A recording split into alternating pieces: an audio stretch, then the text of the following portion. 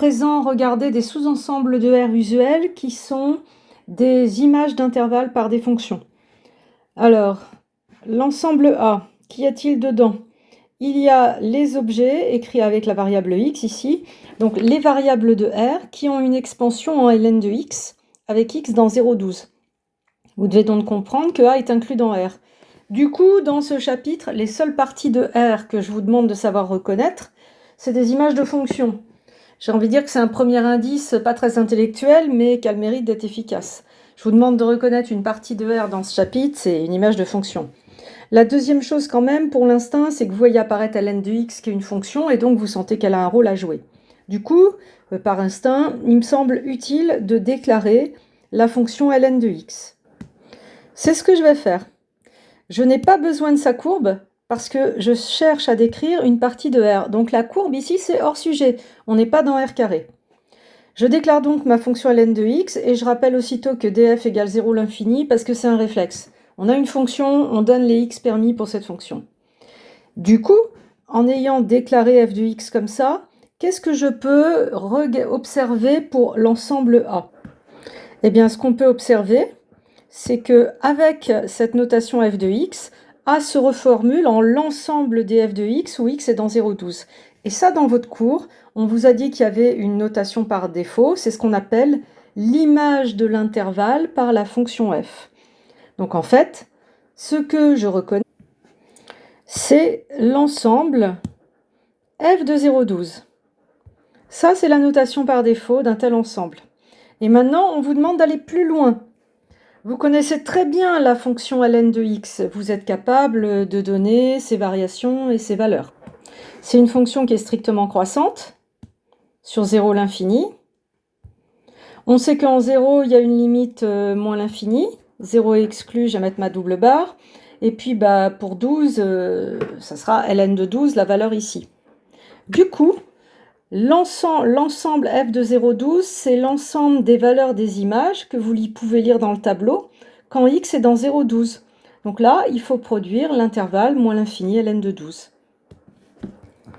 Ainsi, A égale moins l'infini ln de 12. Et là, vous avez fini l'exo. J'inclus ln de 12 parce qu'ici x égale 12 était inclus, et évidemment, moins l'infini, il est forcément exclu. Donc ça, c'est ce qu'on appelle l'image d'un intervalle par une fonction. C'est un ensemble dans R. J'insiste, la courbe de f est hors sujet ici. Regardons à présent l'ensemble B. On le lit. Dans B, il y a des objets et je vois que ça va donner des couples de R carré. Donc ce sont les variables de R carré qui ont la spécificité d'avoir leur y égale à ln de x et aussi leur x entre 0 et 12. Bon, là, vous devez reconnaître quelque chose que j'ai déjà présenté dans la vidéo précédente. On est dans R carré, c'est un dessin dans le plan, ça va être une portion de la courbe, cette fois, de la fonction ln de x. C'est parce que je veux insister, souvent, une grosse erreur chez les étudiants, c'est de confondre les images de fonctions, qui sont des parties de R, avec des portions de courbe, où là, ça se passe dans R carré. Normalement, vous ne devriez pas confondre si vous voyez dans quel ensemble B se situe. Si vous êtes dans R carré, c'est que la courbe de f a un rôle à jouer. Si vous êtes dans R, c'est que la courbe de f est hors sujet et qu'on vous demande de choper les valeurs dans le tableau de variation. Donc là, cette fois, non seulement je vais déclarer f de x, mais je vais aussi déclarer sa courbe puisque je vais l'utiliser.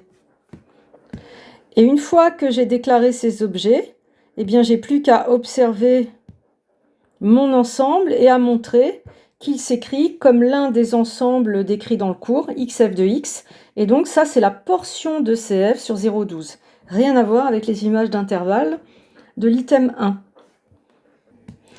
Dans l'item 1, ma réponse c'était un intervalle. Dans cet item, ma réponse c'est un dessin, une portion de courbe. Donc là j'ai simulé la courbe de ln. Et donc, puisque vous prenez la portion sur 0,12, je ne suis pas à l'échelle, hein, c'est pas grave. Donc là, on va mettre ln de 12. Voilà. Voilà. Vous avez cette portion-là, ce point-là inclus. Dernier ensemble, donc des variables de R carré en expansion, et elles ont la particularité de rendre vraie cette équation. Bon, là, clairement, vous devez absolument reconnaître quelque chose qui a à voir avec un certain cercle. Donc parfois ça peut être des disques s'il y a du inférieur. Ça c'est dans votre cours. En fait, votre cours vous dit, voilà, si ton ensemble est écrit avec une forme comme ça, x moins xa carré plus y moins yk carré et r carré, ben voilà, c'est des disques ou des extérieurs de disques ou des cercles, ça dépend si c'est du égal, à affiner. Et puis ça peut être inclus, exclu, le résultat est affiné, vous verrez ça en TD. Donc là, j'ai quasiment cette structure-là, sauf que là, j'ai x plus 3. Mais ça, c'est pas grave, parce que plus 3, il vous suffit d'observer que c'est moins 3. Donc comme d'habitude, je vais reformuler l'ensemble C de manière à reconnaître quelque chose du cours. Donc je remplace le plus 3 qui est ici par moins 3. Vous êtes d'accord? C'est bien égal. Ici, je laisse y moins 5. Et là, 7, je l'écris comme un carré.